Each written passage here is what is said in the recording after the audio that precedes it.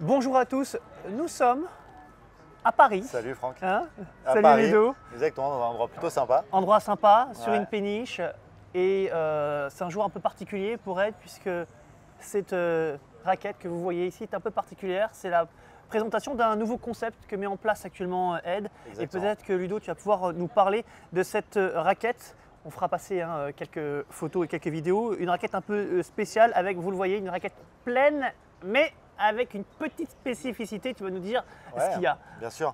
Donc effectivement, cette raquette que tu as entre les mains, que tu as pu tester cet après-midi, que de nombreux joueurs vont pouvoir tester dans les semaines à venir. Donc c'est un nouveau proto. C'est un proto, mais plus qu'un proto. Vous verrez dans quelques semaines, vous découvrirez le design final et le nom final de cette raquette. Mais pour l'instant, le but, c'est de laisser les joueurs découvrir ces sensations de jeu, ces nouvelles sensations de jeu, puisqu'avec cette raquette, on vient casser tous les codes du padel. Puisque comme vous voyez à l'écran, certes c'est un proto mais c'est un produit final et il n'y a pas de trou. Il y a un trou puisque légalement au niveau de la législation, La FIP impose la qu'il FIP, y ait au moins voilà. un trou sur la Exactement. raquette. Donc on voit ici il y a un trou, mais autrement c'est une raquette pleine et en fait on vient casser tous les codes et toutes les idées reçues qu'on peut avoir sur le padel, notamment le trou, par exemple tous les trous par exemple on pense que c'est pour l'aérodynamisme, mais au final oui ça peut marcher mais que quand on frappe à plat. Sauf qu'au padel, tous ceux qui regardent cette vidéo savent qu'on frappe très rarement vraiment à plat et c'est très souvent des coups coupés avec des vibras, des banderas, tout ce qu'on veut, mais c'est très souvent coupé et du coup on peut imaginer l'avant d'une Formule 1 par exemple, l'avant d'une Formule 1 est tout lisse et pour que l'air puisse glisser dessus. Et donc on imagine une raquette de paddle avec plein de trous, au final on pense que c'est aérodynamique mais au final ça vient faire plein de turbulences. Puisque quand tu as l'air qui va passer, ça va faire plein de turbulences et donc au contraire, ça ne va pas forcément améliorer l'aérodynamisme, alors qu'une surface plane, on va venir fendre l'air et on va vraiment venir améliorer l'aérodynamisme et accélérer le passage de la raquette dans l'air. Des marques se sont déjà tentées, d'ailleurs, se sont même donné des. C'était même Ouais. c'était une spécialité, tu le sais, hein. Des marques ont déjà proposé par le passé, lorsque c'était autorisé, des raquettes pleines, sans trous. Ouais. En règle Très générale, peu, mais oui, il y a alors eu quelques peu, mais il y a eu essais, oui. quelques essais et puis Oui. quelques marques qui sont spécialisées là-dedans. Oui. Et souvent, c'était des raquettes assez rigides, planche à pain ou en tout cas plutôt pour des Ouais. joueurs. Là, première observation, lorsqu'on la prend en main, raquette est légère. Tu peux nous donner son poids et la raison de cette sensation d'une Donc raquette c'est légère? l'autre gros avantage qu'on a avec cette raquette, c'est qu'en fait, après l'autre idée reçue aussi, c'est de dire Elle que est plus cette lourde. raquette va être Elle est plus pleine, lourde donc parce plus qu'elle est lourde. pleine. Donc Ouais. on a enlevé des trous, les trous permettent d'enlever de la Et on mousse a et de la rajouté du matière. poids. Voilà. Sauf qu'en fait, quand on enlève de la matière et qu'on fait les trous, tous les joueurs de paddle savent que les raquettes de paddle se cassent quand même assez régulièrement entre les trous. C'est le point de fragilité d'une Ouais. raquette de paddle puisqu'on a quelque Du chose coup, vous de mou. consolidez. Et donc en fait, on est obligé de consolider et de rajouter des feuilles de graphite et de fibres de verre et de carbone en fonction des modèles pour venir consolider entre les trous. Et donc du coup, ça vient alourdir finalement. Donc on enlève de la matière avec de la mousse, mais on vient alourdir en rajoutant du graphite et des fibres de verre. Et donc là, le fait d'avoir une surface plane, on va moins fragiliser la surface. Et du coup, comme elle est moins fragilisée, puisqu'on est sur une surface plane et complète et entière, on va pouvoir enlever des feuilles de fibres de verre et de carbone et donc du coup alléger la raquette au final. Et cette raquette, en termes de jouabilité, on va être sur une raquette équivalente à 370 grammes. Les modèles pro, par exemple, chez nous sont à 370 grammes en général. Et là, on va être à 340 grammes pour la même jouabilité. Et pour le prouver, c'est pour ça qu'on a ces raquettes teasing qui vont être diffusées de partout en France et dans toute l'Europe, pour que les joueurs puissent essayer, puisque les discours c'est bien beau, mais qu'ils puissent essayer, qu'ils se rendent compte qu'au final, vu qu'on a une surface plane, on va aussi avoir une surface plus réactive, donc on va apporter autant de puissance qu'une raquette plus lourde finalement. Donc on va compenser la perte de poids par une surface plus réactive et donc qui va moins perdre d'énergie et donc restituer beaucoup plus de puissance. Comme on dit, lorsqu'il y a nouveauté, il y a parfois certaines questions, des habitudes aussi, des codes qu'il faut casser. Tu parlais de codes, que vous cassiez Ouais. des codes, mais les casser, parfois, c'est compliqué. On l'a même peut-être vu tout à l'heure avec les tests. On s'est rendu compte que certains avaient l'habitude de jouer avec des trous et limite, il y avait une certaine appréhension Ouais. avec cette raquette, malgré le fait qu'elle soit effectivement facile à jouer. Parce que tu vas avoir une autre idée reçue aussi, c'est Ouais. les trous, ça permet de mettre plein d'effets parce que ça va accrocher et quand on passe les doigts comme ça accroche. Ouais. Sauf qu'en fait, oui, ça permet de mettre des effets, mais pas tout le temps de la même manière et pas de manière uniforme. Puisque quand tu as ton plan de perçage d'une raquette, la balle, tu sais pas, tu vas pas forcément à chaque fois frapper en plein milieu d'un trou. Et donc tu vas frapper par moment une zone où il n'y a pas de trou et d'autres où il y a des trous. Et donc du coup, en fonction de ta zone de frappe, ta prise d'effet ne va pas être tout le temps uniforme. Alors que grâce à cette surface-là et grâce à la surface qu'on a voulu travailler rugueuse avec un plan, on ne parle pas de plan de perçage, pas de plan de perçage ni de plan de cordage dans le tennis, mais là c'est un plan de prise d'effet, on va dire, ça va permettre de prendre de l'effet tout le temps de manière uniforme. Et donc le joueur va être confiant dans tous ses coups puisqu'il sait qu'à chaque fois il va avoir la même réaction de balle et que ça ne va pas dépendre de la manière dont il tape la balle. Le type de mousse qu'il y a à l'intérieur, c'est une mousse classique. Est-ce que tu peux nous la décrire?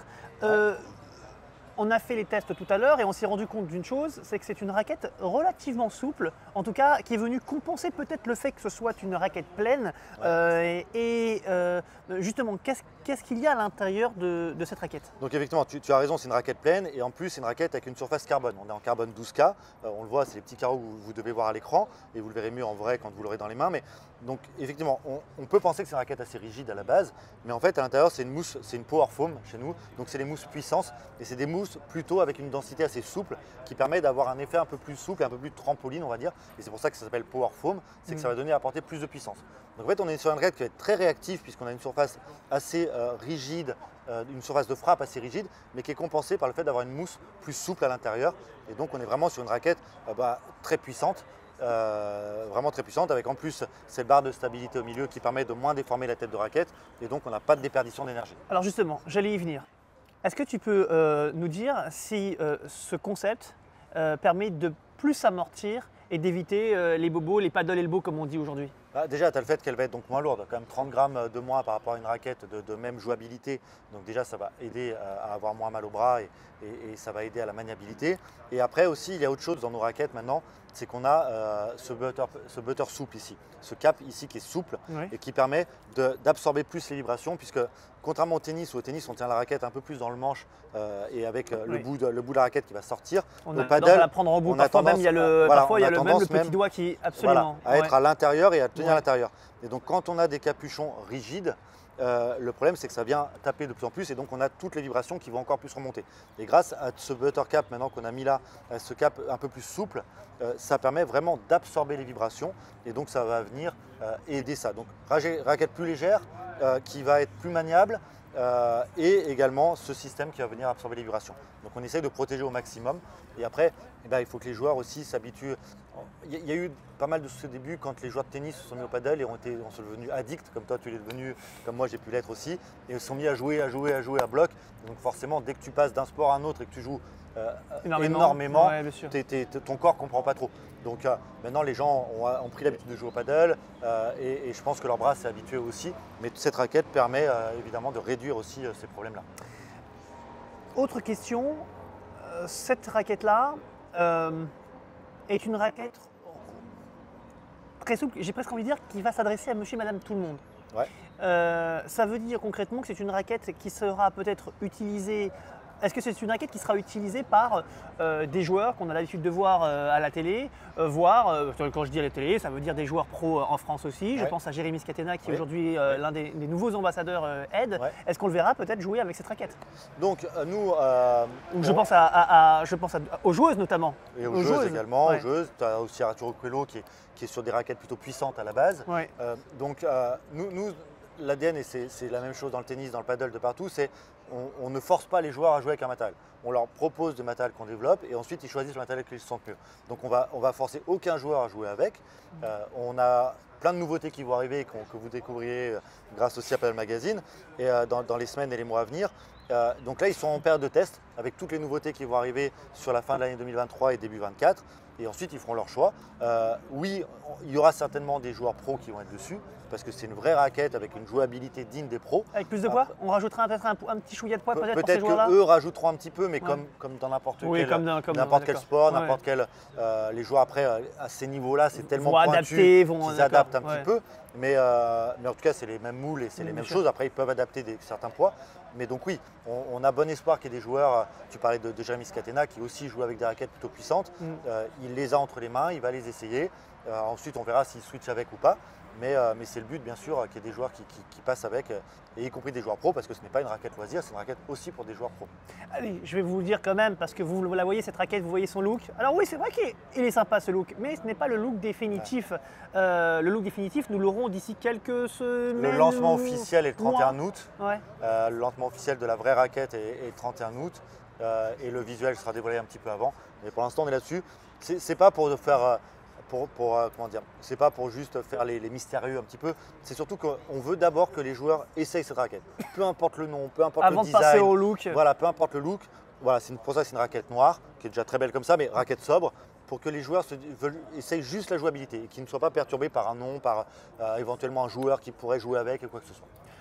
Allez, je vais te titiller parce que tu le sais bien, hein, on aime bien Pascal Magazine te titiller depuis. Ouais, depuis ça fait longtemps qu'on se connaît voilà. Est-ce que le look final ressemblera un petit peu à la tendance que nous propose Ed depuis un petit moment, des raquettes noires, dark? On sait qu'il y a des modèles qui proposent déjà ce modèle noir.